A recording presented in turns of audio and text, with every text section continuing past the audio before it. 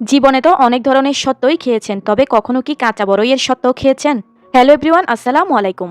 আজকে আমি আপনাদেরকে খুবই লোভনীয়, খুবই সুন্দর, জিভে জল আনা টক ঝাল মিষ্টি কাঁচা বড়ইয়ের সত্ত্ব তৈরি করে দেখাবো।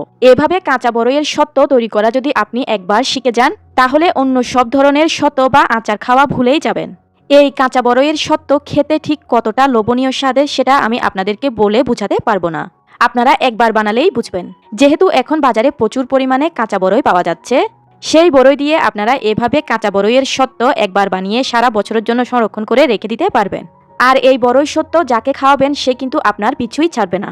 তাহলে চলুন আর কথা না বাড়িয়ে এবার রেসিপিটি শুরু করা যাক। এখানে আমি কাঁচা পাকা বড়ই নিয়েছি প্রায় হাফ কেজি পরিমাণ। তবে আপনারা চাইলে এখানে বড়ইয়ের পরিমাণটা আরও বেশিও নিতে পারবেন। তবে আমার এই হাফ কেজি পরিমাণ বড়ই দিয়েও কিন্তু অনেকগুলো বড়ই সত্ত্ব তৈরি হয়েছে। এখানে আমি এই বড়ইগুলোকে ভালোভাবে ধুয়ে পরিষ্কার করে নিয়ে বড়ইয়ের বোটাগুলো ফেলে দিয়েছি। এখন আমি বড়ই সত্ত্বের মধ্যে দেওয়ার জন্য একটা স্পেশাল মশলা তৈরি করে নিব। সেজন্য চুলায় একটা প্যান লো হিটে বসিয়ে দিয়েছি। এবারে এই প্যানের মধ্যে দিয়ে দিলাম 2 টেবিল চামচ পরিমাণ পাঁচফোড়ন, দিয়ে দিলাম 2 টেবিল চামচ পরিমাণ সরিষা, আর এখন এখানে আমি দিয়ে দিচ্ছি 6-7টার মতো শুকনো মরিচ। এবারে এই সবগুলো মশলাকে এই শুকনো প্যানের মধ্যে 2-1 মিনিটের মতো একটু ভালোভাবে টেলে নিব। যখন মশলা থেকে খুব সুন্দর একটা ফ্লেভার ছড়াবে আর মশলার কালার হালকা একটু চেঞ্জ হয়ে যাবে, তখন বুঝে নিতে হবে যে মশলাগুলো ভালোভাবে টেলে নেওয়া হয়ে গিয়েছে।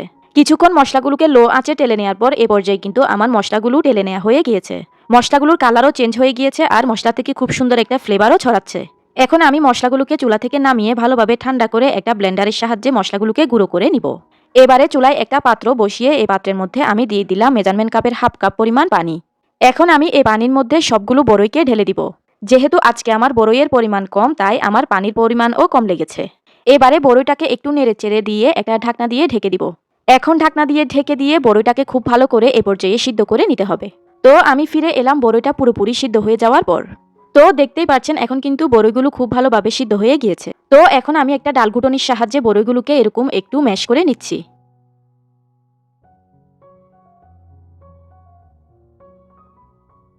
দেখতেই পাচ্ছেন এখানে আমি বড়ইগুলোকে খুব ভালোভাবে সময় নিয়ে ম্যাশ করে নিয়েছি। এখন এই ম্যাশ করা বড়ইগুলোকে সাথে সাথে চুলা থেকে নামিয়ে নিব। এখন এখানে আমি একটা বোলের উপরে একটা ছাঁকনি বসিয়ে দিয়েছি। এবারে এই ছাঁকনির মধ্যে আমি ম্যাশ করে রাখা বড়ইগুলোকে দিয়ে দিলাম। এখন এগুলো এরকম গরম থাকা অবস্থাতেই স্প্যাচুলার সাহায্যে এরকম নেড়েচেড়ে বড়ইগুলোকে ভালোভাবে ছেঁকে নিতে হবে। এই কাজটা কিন্তু অবশ্যই বড়ইগুলো গরম থাকতে থাকতেই করতে হবে, কারণ বড়ইগুলো যদি ঠান্ডা হয়ে যায় সেক্ষেত্রে কিন্তু এগুলো ছেঁকে নেওয়াটা অনেক বেশি কষ্ট হয়ে যাবে। আর বড়ইগুলো যখন এরকম হালকা ঠান্ডা হয়ে যাবে তখন হাতের সাহায্যে এভাবে চিপে চিপেও বড়ইয়ের পাল্পগুলোকে বের করে নিতে পারবেন। তো দেখতেই পাচ্ছেন এখানে আমি সবগুলো বড়ই থেকে বড়ইয়ের পাল্প বের করে নিয়েছি। হাফ কেজি পরিমাণ বড়ই দিয়ে কিন্তু আজকে আমার অনেকগুলো পাল্প বের হয়েছে। এখন চুলায় একটা প্যান বসিয়ে দিয়ে এই প্যানের মধ্যে আমি দিয়ে দিচ্ছি মেজারমেন্ট কাপের 1/3 কাপ পরিমাণ সরিষার তেল। তেলটা গরম হয়ে এলে দিয়ে দিব হাফ চা চামচ পরিমাণ গোটা পাঁচফোড়ন। এবারে এই পাঁচফোড়নটাকে এই তেলের মধ্যে একটু ভেজে নিব। পাঁচফোড়নটাকে ভেজে নেওয়া হয়ে গেলে এবারে আমি দিয়ে দিব আগে থেকে ছেঁকে রাখা বড়ইয়ের পাল্পগুলো। এবারে বড়ইয়ের পাল্পগুলোকে আমি এই তেলের সঙ্গে ভালোভাবে কিছুক্ষণ একটু নেড়েচেড়ে মিশিয়ে নিব। নেড়েচেড়ে মিশিয়ে নেওয়া হয়ে গেলে এবারে আমি দিয়ে দিব হাফ টেবিল চামচ পরিমাণ লাল মরিচের গুঁড়া, দিয়ে দিব হাফ চা চামচ পরিমাণ হলুদের গুঁড়া। এখন দিয়ে দিব আগে থেকে যে মশলাটা তেলে গুঁড়ো করে রেখেছিলাম সেই মশলাটা। এই মশলা থেকে আমি এখানে অর্ধেক পরিমাণ মশলা এ পর্যায়ে দিয়ে দিচ্ছি। এখন দিয়ে দিব হাফ চা চামচ বা স্বাদ অনুযায়ী লবণ। মিষ্টির জন্য দিয়ে দিব এ পর্যায়ে মেজারমেন্ট কাপের হাফ কাপ পরিমাণ চিনি। বড়ই শতকে দীর্ঘদিন সংরক্ষণ করে রাখার জন্য এখন আমি দিয়ে দিব 3 টেবিল চামচ পরিমাণ হোয়াইট ভিনেগার। সবগুলো উপকরণ দেওয়া শেষ। এবারে সবকিছুকে খুব ভালো করে নেড়েচেড়ে মিশিয়ে দিব। এবারে অনবরত নেড়েচেড়ে এগুলোকে জাল করে নিতে হবে। কিছুক্ষণ অনবরত নেড়েচেড়ে জাল করার পর কিন্তু এগুলোর কালার এরকম চেঞ্জ হয়ে যাবে আর আস্তে আস্তে কিন্তু এই মিশ্রণ ঘন হতে থাকবে। তবে নাড়ার কাজটা কিন্তু বন্ধ করা যাবে না। অনবরত নেড়েচেড়ে এগুলোকে ঘন করে নিতে হবে। যখন এগুলো এই লেভেলের ঘন হয়ে আসবে তখন আমি এগুলোকে চুলা থেকে নামিয়ে নেওয়ার আগে দিয়ে দিব হাফ চা চামচ পরিমাণ বিট লবণ। তবে এটি সম্পূর্ণ অপশনাল, আপনারা চাইলে বাদ দিতে পারেন। বিট লবণটা দেওয়ার পর বিট লবণটাকে ভালোভাবে নেড়েচেড়ে মিশিয়ে দিচ্ছি। এখন কিন্তু এগুলো একেবারে পারফেক্ট লেভেলের ঘন হয়ে গিয়েছে আর এগুলো কিন্তু এখন রোদে দেওয়ার জন্য একদমই রেডি। তো এখন আমি এগুলোকে চুলা থেকে নামিয়ে নিব। বড়ই সত্ত্বটাকে শুকিয়ে নেওয়ার জন্য এখানে আমি একটা বড় সাইজের প্লাস্টিকের থালা নিয়েছি। তবে আপনারা চাইলে যে কোনো কিছুর মধ্যে দিয়ে এগুলোকে শুকিয়ে নিতে পারবেন। এখন আমি এই থালার মধ্যে সামান্য একটু সরিষার তেল ব্রাশ করে দিচ্ছি, যেন বড়ই সত্ত্বটা শুকিয়ে যাওয়ার পর এই থালা থেকে ইজিলি উঠে আসে। তেল ব্রাশ করে নেওয়া হয়ে গেলে এবারে আমি বড়ই সত্ত্বগুলোকে এই থালার উপর ঢেলে দিচ্ছি। এবারে স্প্যাচুলা দিয়ে আমি বড়ই সত্ত্বগুলোকে এই থালার উপর এরকম করে একটু সমান করে ছড়িয়ে দিচ্ছি। যেহেতু আজকে আমার থালাটা বড় ছিল তাই আমি সবগুলোকে এই থালার মধ্যে ছড়িয়ে দিচ্ছি। তো আমি সবগুলো বড়ই সত্ত্বকে এই থালার মধ্যে সমান করে ছড়িয়ে দিয়েছি। এখন আমি এই বড়ই সত্ত্বটাকে রোদে দিয়ে 3 থেকে 4 দিনের জন্য ভালোভাবে শুকিয়ে নিব। যেহেতু এই সিজনে অনেক বেশি রোদ থাকে তাই আমি এগুলোকে ছাদে শুকাতে দিয়েছি। আর এগুলোকে এরকম একটা মশারি দিয়ে ঢেকে দিয়েছি যেন কোনো রকম কাক বা পাখি বসতে না পারে। তো এবার আমি ফিরে এলাম ঠিক 4 দিন পর। এখন কিন্তু আমার বড়ই সত্ত্বের 2 পাশ ভালোভাবে শুকিয়ে গিয়েছে। এবার আমি আপনাদেরকে বড়ই সত্ত্বটাকে উল্টিয়েও দেখিয়ে দিচ্ছি। দেখুন কতটা পারফেক্টভাবে এই বড়ই সত্ত্বটা তৈরি হয়েছে। আপনাদের হাতে যদি রোদের ব্যবস্থা না থাকে সেক্ষেত্রে আপনারা এটিকে চুলার নিচে দিয়েও শুকিয়ে নিতে পারবেন। এবার আমি এই বড়ই সত্ত্বটা কেটে আপনাদেরকে দেখিয়ে দিচ্ছি। দেখুন ভিউয়ার্স, বড়ই সত্ত্বটা কতটা পারফেক্টভাবে কেটে নেওয়া যাচ্ছে। এখন আমি আমার পছন্দ অনুযায়ী স্লাইস করে এগুলোকে কেটে নিচ্ছি। আপনারাও আপনাদের শেপ অনুযায়ী ইচ্ছামতো এগুলোকে কেটে নিতে পারবেন। মাত্র হাফ কেজি পরিমাণ বড়ই দিয়ে কিন্তু আজকে আমার অনেকগুলো বড়ই সত্ত্বই তৈরি হয়েছে। আর আপনারা যদি আমার থেকেও আরও অনেক বেশি পরিমাণে বড়ই দিয়ে যদি এই বড়ই সত্ত্ব তৈরি করেন তাহলে আপনাদের তো আরও বেশি পরিমাণে বড়ই সত্ত্ব তৈরি হবে। এখানে আমি পুরোটা বড়ই সত্ত্বকে এরকম স্লাইস করে কেটে নিয়েছি। আর কেটে নেওয়ার পর এগুলো দেখতে কতটা লোভনীয় লাগছে আপনারা দেখে নিশ্চয়ই বুঝতেই পারছেন। প্রথমবার দেখলে কেউ বুঝতেই পারবে না যে এগুলো কাঁচা বড়ই দিয়ে তৈরি করা। হুবহু দেখতে একেবারে আমসত্ত্বের মতো। আর খেতে কিন্তু এই বড়ই সত্ত্ব আমসত্ত্বের চাইতে আরও 3 গুণ পরিমাণে বেশি লোভনীয় স্বাদের হয়। তো ভিউয়ার্স, দেখতে তো পেলেন খুবই সহজে কিন্তু তৈরি করে ফেললাম কাঁচা বড়ই দিয়ে মজাদার বড়ই সত্ত্ব রেসিপি। খুবই ইউনিক, খুবই মজাদার এই বড়ই সত্ত্বটা আপনারা এভাবে একবার বাসায় তৈরি করে দেখতে পারেন। আর তৈরি করে আমাকে কমেন্ট করে জানাতে কিন্তু ভুলবেন না। এগুলোকে এই অবস্থায় আপনারা একটা এয়ারটাইট কন্টেইনারে ভরে রেখে দিলে এগুলোকে সারা বছরের জন্য সংরক্ষণ করে রেখে খেতে পারবেন। এগুলো কিন্তু কোনো প্রকার নষ্ট হয়ে যাওয়ার ভয় নেই। তো ভিউয়ার্স, আমি আশা করছি আমার আজকের এই সহজভাবে তৈরি মজাদার কাঁচা বড়ই সত্ত্বের রেসিপিটা আপনাদের সবার কাছে বেশ ভালো লেগেছে। কাঁচা বড়ই দিয়ে যে এত মজাদার একটা মশলা আচার তৈরি করা যায় তা কিন্তু অনেকেই জানে না। আজকে আমি আপনাদের জন্য নিয়ে এসেছি কাঁচা বড়ইয়ের টকঝাল মিষ্টি মশলা আচার বা কাঁচা বড়ইয়ের টকঝাল মিষ্টি গুল্লা আচারও বলতে পারেন। কাঁচা বড়ইয়ের এই মশলা আচার বা গুল্লা আচারটা এত বেশি লোভনীয় যে কারো জিভে পানি আসতে বাধ্য। আচারটা যে একবার দেখবে সে কিন্তু আপনার পিছুই ছাড়বে না। আমি তো বলবো বড়ইয়ের সিজন শেষ হয়ে যাওয়ার আগেই আপনারা আচারটিকে বানিয়ে সারা বছরের জন্য সংরক্ষণ করে রেখে দিন। আশা করছি আমার আজকের এই রেসিপি আপনাদের সবার কাছে বেশ ভালো লাগবে। ভালো লাগলে কিন্তু ভিডিওতে অবশ্যই একটা লাইক দিয়ে দিবেন। তবে চলুন এবার তাহলে আর কথা না বাড়িয়ে আচারটা বানানো শুরু করি। আচারটা তৈরি করার জন্য এখানে আমি নিয়েছি 1 কেজি পরিমাণ কাঁচা পাকা বড়ই।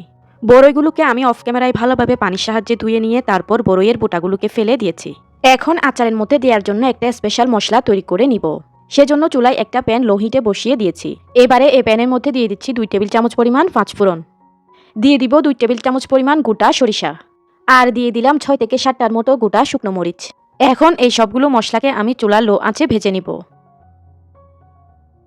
যখন মশলাগুলোর কালার এরকম হালকা একটু চেঞ্জ হয়ে যাবে আর মশলাগুলোর থেকে খুব সুন্দর একটা ফ্লেভার ছড়াবে তখন বুঝে নিতে হবে যে মশলাগুলো ভেজে নেওয়া হয়ে গিয়েছে।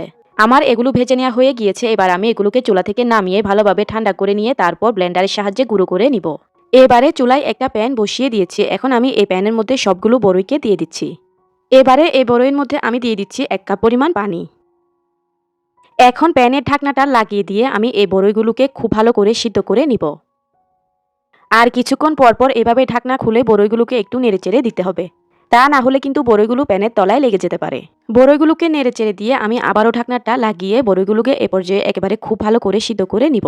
তো এবারে আমি ফিরে এলাম বড়ইগুলো পুরোপুরি সিদ্ধ হয়ে যাওয়ার পর। দেখতেই পাচ্ছেন এখন কিন্তু সবগুলো বড়ই ভালোভাবে সিদ্ধ হয়ে একেবারে ফেটে গিয়েছে। এবারে আমি একটা ডালঘুটনির সাহায্যে বড়ইগুলোকে এভাবে একটু ঘুঁটে ম্যাশ করে নিব। তো দেখতেই পাচ্ছেন আমি কিন্তু বড়ইগুলোকে ভালোভাবে ঘুঁটে নিয়েছি। এবারে আমি চুলাটাকে বন্ধ করে দিয়ে এগুলোকে চুলা থেকে নামিয়ে এরকম একটা ছাঁকনিতে নিয়ে নিব। আর ছাঁকনির নিচে আমি এরকম একটা মিক্সিং বোল নিয়ে নিয়েছি। সিদ্ধ বড়ইগুলোকে আমি গরম থাকা অবস্থাতেই এই ছাঁকনির মধ্যে দিয়ে দিলাম। বড়ইগুলোকে ছেঁকে নেওয়ার জন্য চেষ্টা করবেন বড় ছিদ্রযুক্ত ছাঁকনি ব্যবহার করতে, তাহলে বড়ইয়ের পিউরিগুলো খুব সহজেই বের হবে। বড়ইগুলো ছেঁকে নেওয়ার এই কাজটা কিন্তু বড়ইগুলো গরম থাকা অবস্থাতেই করতে হবে, কারণ ঠান্ডা হলে কিন্তু এই বড়ইগুলো জমে যাবে। দেখতেই পাচ্ছেন আমি কিন্তু বড়ইগুলোকে ছেঁকে নিয়ে বড়ইয়ের পিউরিগুলোকে বের করে নিয়েছি। আর অবশিষ্ট পিউরিগুলোকে আপনারা এভাবে হাতের সাহায্যে একটু ডলে ডলে পিউরিগুলোকে বের করে নেবেন। আমি শেষ পর্যায়ে এভাবে ডলে ডলে ভালোভাবে পিউরিগুলোকে বের করে নিয়েছিলাম। বড়ইগুলোকে ছেঁকে নেওয়ার পর অবশিষ্ট এই যে বিচির অংশগুলো রয়ে গিয়েছে এগুলোকে আপনারা ফেলে দিবেন না, এগুলোকে লবণ মরিচ চিনি দিয়ে মাখিয়ে খেতে পারবেন। সেভাবে এগুলোকে খেলে কিন্তু অসম্ভব ভালো লাগে। তো দেখুন এখন কিন্তু আমি সবগুলো বড়ইকে ভালোভাবে ছেঁকে নিয়ে বড়ইয়ের পিউরিগুলোকে বের করে নিয়েছি। এখন চুলায় একটা প্যান বসিয়ে এই প্যানের মধ্যে আমি দিয়ে দিচ্ছি মেজারমেন্ট কাপের 1 কাপ পরিমাণ সরিষা তেল।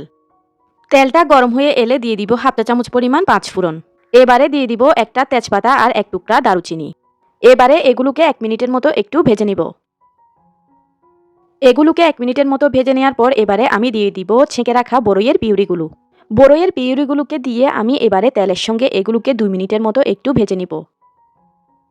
এগুলোকে 2 মিনিটের মতো ভেজে নেওয়ার পর এখন দিয়ে দিব হাফ চা চামচ পরিমাণ হলুদের গুঁড়া। দিয়ে দিব 1 চা চামচ পরিমাণ মরিচের গুঁড়া। দিয়ে দিব 1 চা চামচ পরিমাণ লবণ।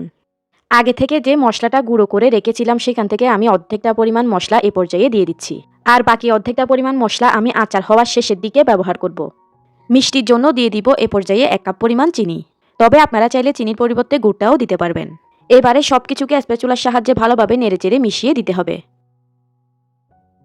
সবকিছুকে ভালোভাবে নেড়েচেড়ে মিশিয়ে দেওয়া হয়ে গেলে এখন আমি এগুলোকে এরকম ঢাকনা খোলা অবস্থায় চুলার আঁচটাকে মিডিয়াম হিটে রেখে জাল করতে থাকব। এই আচারটা তৈরি করার সময় চুলার আঁচটাকে কিন্তু কোনোভাবে বাড়িয়ে দিয়ে আচারটাকে তৈরি করা যাবে না। কারণ আচারটা যদি একবার প্যানের তলায় লেগে যায় তাহলে কিন্তু আচারের স্বাদ পুরোই নষ্ট হয়ে যাবে। আচারটাকে এভাবে করে কিছুক্ষণ জাল করার পর দেখতেই পাচ্ছেন এ পর্যায়ে কিন্তু আচারটার কালার আস্তে আস্তে চেঞ্জ হচ্ছে। আচারটাকে জাল করার সময় কিছুক্ষণ পরপর এভাবে নেড়েচেড়ে দিতে হবে, তা না হলে কিন্তু আচারটা খুব দ্রুত প্যানের তলায় ধরে যাবে। আরও কিছুক্ষণ জাল করার পর দেখুন এ পর্যায়ে কিন্তু আচারটা আরও কিছুটা গাঢ় হয়েছে। তো আচারটা এই অবস্থায় চলে আসলে এখন আমি দিয়ে দিব 2 টেবিল চামচ পরিমাণ হোয়াইট ভিনেগার বা সিরকা। এই সিরকা বা ভিনেগারটা আপনারা যে কোনো মুদির দোকানে পেয়ে যাবেন। ভিনেগার দিলে আচারগুলো প্রায় 1 থেকে 1.5 বছর পর্যন্ত ভালো থাকবে। এবারে দিয়ে দিব আগের থেকে গুঁড়ো করে রাখা বাকি অর্ধেকটা মশলা। এখন দিয়ে দিব 1 চা চামচ পরিমাণ বিট লবণ। তবে এটি সম্পূর্ণ অপশনাল, হাতের কাছে না থাকলে না দিলেও চলবে। বিট লবণটা দিতে পারলে আচারের স্বাদ একটু বেশি হয়। সবকিছুকে আমি স্প্যাচুলার সাহায্যে নেড়েচেড়ে ভালোভাবে আচারের সঙ্গে মিশিয়ে দিচ্ছি।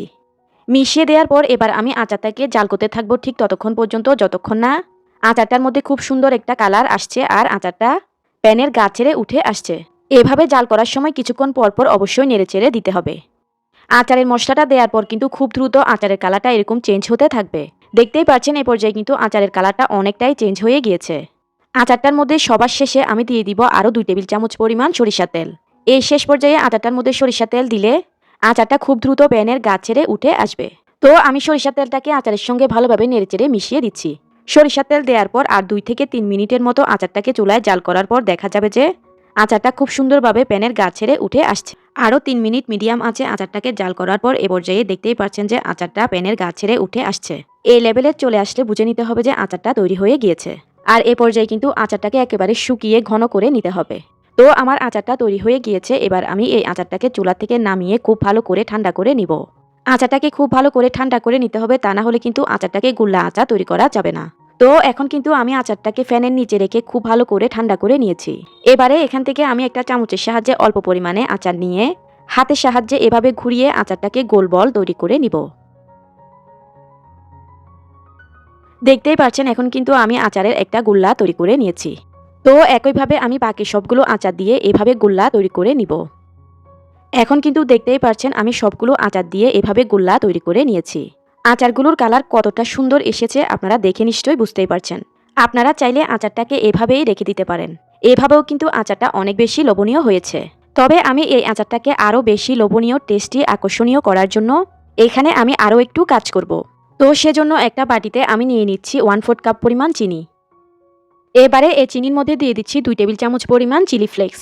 আমি শুকনো মরিচকে একটা শুকনো খোলায় তেলে নিয়ে এভাবে ব্লেন্ডারের সাহায্যে আধা ভাঙা করে গুঁড়ো করে নিয়েছি। দিয়ে দিচ্ছি 1 টেবিল চামচ পরিমাণ আগে থেকে গুঁড়ো করে রাখা সেই আচারের মশলাটা। দিয়ে দিচ্ছি 1 চা চামচ পরিমাণ বিট লবণ। এবারে এই সব কিছুকে খুব ভালো করে চামচের সাহায্যে মিশিয়ে দিচ্ছি। মিশিয়ে নেওয়া হয়ে গেলে এবারে আমি গোল্লা আচারগুলোকে একটি একটি করে নিয়ে এই চিনির মিশ্রণের মধ্যে ভালোভাবে গড়িয়ে নিব। চিনির মিশ্রণের মধ্যে এখন খুব ভালো করে আচারটাকে কোট করে নিতে হবে।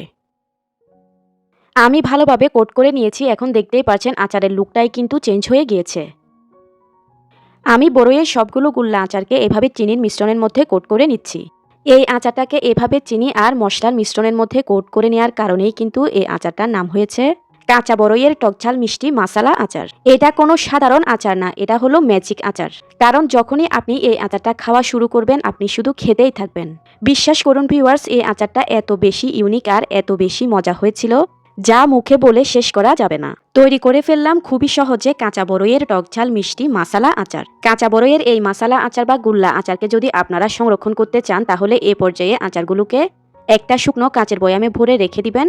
তাহলে আচারগুলোকে 1 থেকে 1.5 বছর পর্যন্ত সংরক্ষণ করে রেখে খেতে পারবেন। তো বরাবরের মতোই আমি আশা করছি আমার আজকের এই ইউনিক কাঁচা বড়ই দিয়ে তৈরি মাসালা আচারের রেসিপিটা আপনাদের সবার কাছে বেশ ভালো লেগেছে। ভালো লেগে থাকলে কিন্তু ভিডিওতে অবশ্যই লাইক দিয়ে ভিডিওটি আপনাদের ফ্রেন্ডস এন্ড ফ্যামিলির মাঝে বেশি বেশি শেয়ার করে দিবেন।